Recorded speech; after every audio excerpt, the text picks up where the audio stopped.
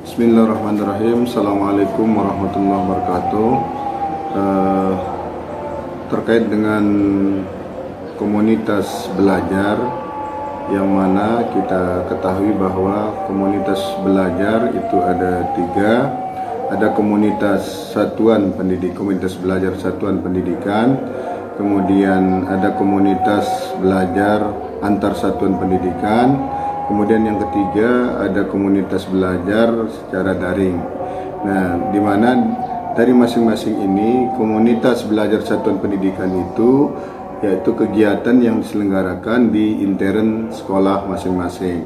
Nah, sedangkan kalau komunitas belajar antar satuan pendidikan itu adalah kegiatan yang dilaksanakan di antara beberapa satuan pendidikan, entah itu dalam bentuk kegiatan MGMP dan sebagainya. Nah, kemudian yang satunya lagi komunitas belajar yang dilaksanakan secara pola daring. Nah, untuk kami di SMP Negeri 1 Wanasaba, komunitas satuan pendidikan ini yang sudah kami selenggarakan dan sudah kami SK-kan oleh kepala sekolah, dan komunitas-komunitas yang ada itu sudah terbentuk, ada 11 komunitas di komunitas belajar satuan pendidikan, yaitu 11 mata pelajaran. Nah, kemudian dari komunitas-komunitas tersebut mereka melaksanakan pertemuan di sekolah yang dilaksanakan di sela-sela waktu mereka melaksanakan tugas pembelajaran di kelas. Nah, kemudian kaitan dengan materi yang mereka bahas dalam pertemuan-pertemuan tersebut yaitu menyangkut bagaimana strategi pembelajaran yang mereka coba laksanakan dari masing-masing Bapak Ibu guru dalam satu rumpun mata pelajaran, misalnya agama, bahasa Indonesia, matematika dan sebagainya. Jadi mereka akan saling berbagi cerita, berbagi pengalaman terkait dengan bagaimana pelaksanaan pembelajaran yang sudah mereka lakukan. Di sisi lain juga komunitas ini juga sebagai sarana dalam rangka menyebarluaskan pemahaman para Bapak Ibu guru terkait dengan mungkin ada aturan baru, ada informasi baru, ataukah ada platform-platform mengajar yang baru, lebih-lebih terkait dengan platform Merdeka Mengajar. Ini sangat penting sekali untuk mereka diskusikan, untuk mereka bahas di komunitas belajar tersebut, sehingga nantinya mereka bisa implementasi di dalam kelas yang mereka bina masing-masing. Nah, sebagai kegiatannya untuk kami di SMP Negeri 1 Wanasaba, komunitas belajar ini kami usahakan dapat dilaksanakan setiap mata pelajaran itu sekali dalam satu minggu mereka melaksanakan pertemuan, di mana dalam pertemuan tersebut mereka bisa bercerita, berbagi pengalaman baik. Dan alhamdulillah sejak mulai terbentuk komunitas belajar satuan pendidikan ini, beberapa komunitas ini sudah mereka melaksanakan pertemuan dan itu mereka memanfaatkan berugak belajar yang ada di sekolah. Jadi mereka duduk bersama dalam satu rumpun, dalam satu mata pelajaran di berugak tersebut di sela-sela waktunya, terutama setelah jam keluar main. Jadi kami usahakan dari pihak sekolah itu mengusahakan tidak ada jam pelajaran bagi beberapa mata pelajaran di satu hari itu, sehingga mereka bisa berkumpul barang 1 atau 2 jam untuk mereka berbagi pengalaman terkait dengan bagaimana meningkatkan kualitas pembelajaran di kelas, lebih-lebih dalam hal pemanfaatan platform Merdeka Mengajar. Demikian terkait dengan itu, dan sebagai wujud nyatanya di bawah ini akan kami tampilkan kegiatan atau video kegiatan yang sudah dilaksanakan oleh komunitas satuan belajar di SMP Negeri 1 Wanasaba untuk mata pelajaran pendidikan agama Islam dan budi pekerti. Demikian, terima kasih. Assalamualaikum warahmatullahi wabarakatuh. Assalamualaikum warahmatullahi wabarakatuh. Waalaikumsalam warahmatullahi wabarakatuh. Pada pertemuan kali ini, yaitu pertemuan komunitas belajar untuk guru pendidikan agama Islam di SMP Negeri 1 Wanasaba. Kali ini kita akan membahas tentang Peraturan Menteri tahun 2002 yaitu nomor 21 tentang standar penilaian pendidikan, di mana dalam peraturan ini pada pasal 13 ada 5 permen yang dicabut, artinya dinyatakan tidak berlaku oleh permen nomor 21. Secara kesimpulannya bahwa Peraturan Menteri Nomor 21 Tahun 2022 ini di pasal 13 ini 5 permen yang dicabut ini kaitannya dengan proses penilaian yang ada di satuan pendidikan, seperti ujian sekolah ditiadakan dan lain sebagainya di sini. Adapun penjabaran penilaian dalam kurikulum Merdeka juga sudah dibuatkan kitab panduan, yaitu panduan pembelajaran dan asesmen untuk sekolah penggerak yang memakai kurikulum Merdeka, di mana di halaman 48 dijelaskan di sini ada pengolahan data nilai, ada 2, yaitu dalam bentuk kuantitatif dan dalam bentuk kualitatif. Dalam bentuk kuantitatif di sini kita diberikan contoh yang bisa kita ikuti dan kita pedomani. Yang pertama di sini ada sumatif lingkup materi dan ada sumatif akhir semester. Maka secara otomatis mid semester yang biasa kita lakukan di kurikulum Merdeka sudah tidak dipakai lagi. Nah, di sini ada format pengisian nilai raport, karena di raport kurikulum Merdeka, baik kurikulum Merdeka maupun kurikulum 2013, saat ini nilai yang diinput itu hanya satu, yaitu nilai yang sudah jadi. Nah, nilai ini diambil dari pengolahan, jadi nilai rata-rata, sumatif lingkup materi dan nilai sumatif akhir semester.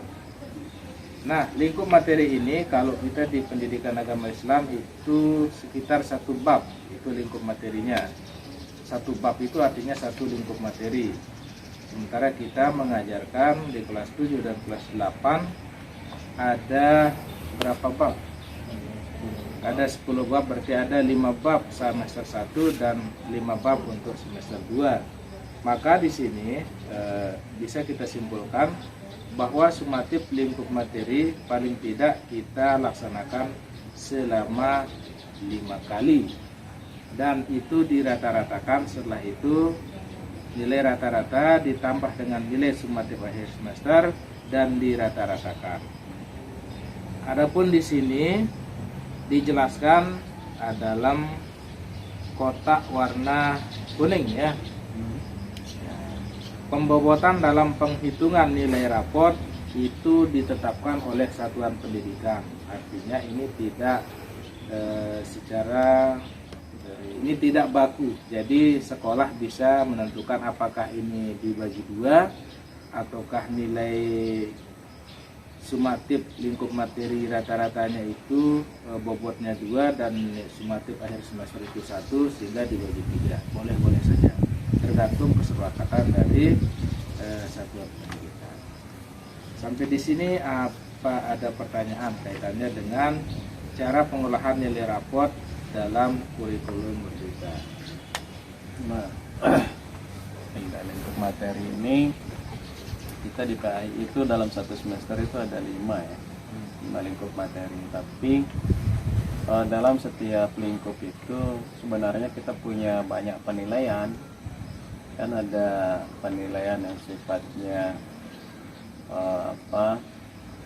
diagnostik, kemudian ada yang formatif. Nah, di sini yang ada kan sumatifnya saja ini yang masuk di nilai raport ini. Kira-kira gimana ini pengaruhnya? Apakah perlu kita lakukan penggabungan nilai formatifnya dengan sumatifnya, atau kita cukupkan hanya sebatas penilaian pada lingkup materi sumatif saja, materi saja. Ya baik, saya jawab bahwa yang dijadikan sebagai nilai raport berdasarkan Permen nomor 21 tahun 2022 ini, jadi yang dipakai untuk mengolah nilai itu adalah nilai sumatifnya saja. Ya, di mana nilai sumatif ini ada lingkup materi 1 sampai 5 kalau pendidikan agama Islam, dan ini sudah jelas kalau sumatif asesmen formatif itu adalah digunakan untuk memperbaiki proses belajar mengajar yang dilaksanakan sebagaimana dijelaskan di sini, sebagaimana dijelaskan pada pasal 9 nomor Permen 21 ini, bahwa penilaian hasil belajar peserta didik dengan prosedur sebagaimana yang dimaksud dalam pasal 3 sampai pasal 8 di sini. Nah, di sini pasal 9 itu ada dua bentuk. Pertama adalah penilaian formatif dan yang kedua adalah penilaian sumatif. Nah, penilaian formatif ini dilaksanakan pada jenjang pendidikan dasar dan pendidikan menengah. Untuk penilaian sumatif, ayat 1 huruf B dilaksanakan pada jenjang pendidikan dasar dan jenjang pendidikan menengah juga. Nah, di sini sudah dijelaskan. Ya. Artinya di sini kan penilaian formatif dan yang lain-lain itu sifatnya hanya sekedar untuk Memperbaiki kualitas, dijadikan sebagai data untuk menentukan proses ya. perbaikan proses pembelajaran lah gitu ya. Ya, sebagaimana di sini dijelaskan pada pasal 9 Permen 21 ini, ayat yang keempat menjelaskan, ya, ini di halaman ke-6, penilaian formatif sebagaimana dimaksudkan pada ayat 1a bertujuan untuk memantau dan memperbaiki proses pembelajaran serta mengevaluasi pencapaian tujuan pembelajaran. Nah, itu saja berdasarkan Permen 21 ini. Maka di sini dapat kita simpulkan bahwa penilaian formatif itu tidak dijadikan sebagai acuan untuk pengolahan nilai rapor.